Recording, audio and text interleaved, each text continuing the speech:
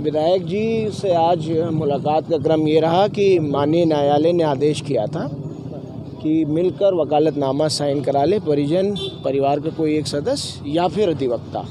तो उसके क्रम में मैं आया था, विधायक जी से माननीय न्यायालय के लिए जो वकालतनामा लगना है वो साइन कराया और मुहर वगैरह लग गई।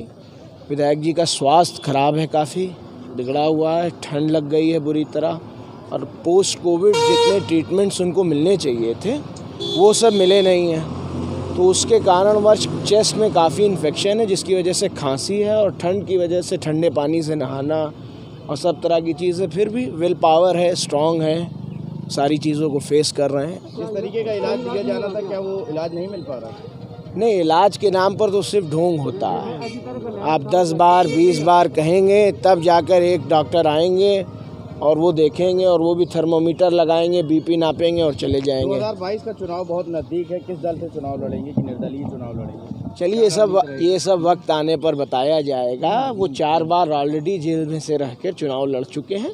वक्त आने पर सारी चीज़ों का खुलासा किया क्या माना जा रहा है कि इस समय जो चुनाव चल रहे हैं, आगामी विधानसभा आ रहे हैं और ये अंदर हैं, क्या बाहर आने की उम्मीद है? इस समय ये अंदर हैं, और अंदर रहते हुए मैं आप सबके माध्यम से ये उत्तर प्रदेश की आवाम को ये बताना चाहता हूँ कि जब ज़िले का एसपी और ज़िले का डीएम हत्या कराने के लिए लगा हो और अंदर बदमाशों से मिलकर हत्या कराने के लिए बात कर रहा हो, और एसओजी के लोग एसपी और डीएम साहब के साथ अंदर जाते हैं और पिस्टल देने की बात करते हैं, खाने में जहर देने की बात करते हैं, तो अब आप समझ सकते हैं कि जब रक्षकी भक्षक बना हुआ है तो बस बचाने वाला तो वो अल्लाह है, और वही बचा रहा है। इस विषय में बताया, उन्होंने नाम बताया। एसओजी के यहाँ प्रभारी हैं मयंक चंदेल, उनका, एसपी साहब का, डीएम साहब का, और इस सब को लेकर हम माननीय उच्च न्यायालय में जाएंगे। ज़रूरत पड़ेगी तो माननीय उच्चतम न्यायालय में भी जाएंगे, और कानून का सहारा लेकर हम अपनी लड़ाई लड़ेंगे। और इस तरह से एक निर्वाचित विधायक, मैं तो कहता हूँ विधायक छोड़ दीजिए, वो एक सीनियर सिटीज़न है, इस देश के नागरिक हैं, और ये उनके लिए गौरव की बात है हम लोगों के लिए। लेकिन उसके बावजूद जो मौलिक अधिकारों का हनन हो रहा है वो सबसे दुर्भाग्यपूर्ण बात है, और ये सरकार बहुत जुल्म कर चुकी। अब इस सरकार को उखाड़ फेंकने का वक्त आ गया है। गरीब परेशान है, किसान परेशान है, बेरोज़गार परेशान है, बहुत हो गया।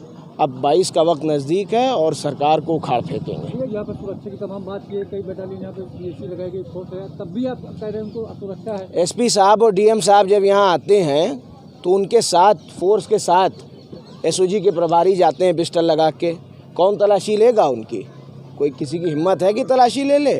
अरे दबाव तो इतना है कि जो बात मैं बोल रहा हूँ ये भी चलेगी कि नहीं चलेगी, अभी इसका विषय है। मैं तो आप सबसे गुजारिश करूँगा कि भारत के 3 ही संवैधानिक स्तंभ हैं और आपको चौथा स्तंभ माना जाता है। तो मीडिया के बंधुओं भाइयों, मैं आपसे रिक्वेस्ट कर रहा हूँ, गुजारिश कर रहा हूँ कि मेरी बात को आप एज इट इज़ दिखाइए, ताकि ये चीज़ें लोगों के सामने आएँ। और मेरे फादर ने नाम लेकर बताया कि किस तरह से उनकी हत्या की प्लानिंग की जा रही है ताकि वो लड़ ना सकें चुनाव, और आगे के लिए वो ब्रजेश सिंह के खिलाफ़ गवाह हैं।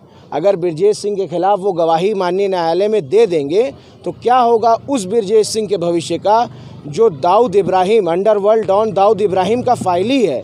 एक ही केस है जिसमें 3 लोग फाइली हैं, सुभाष ठाकुर, ब्रजेश सिंह और दाऊद इब्राहिम, और उसके विरुद्ध मेरे पापा पे उन्होंने अटैक किया था। उसके विरुद्ध पापा चश्मदीद गवाह, घायल गवाह और वादी मुकदमा है, और वो गवाही दे देंगे तो क्या होगा। इसलिए ये सारा कुक्रम रचा जा रहा है। लेकिन मेरा मानना है, और हम सबका ईमान है, कि मारने वाले से बहुत बढ़कर है बचाने वाला, और अल्लाह ही मौत और ज़िंदगी का मालिक है, और अल्लाह जब तक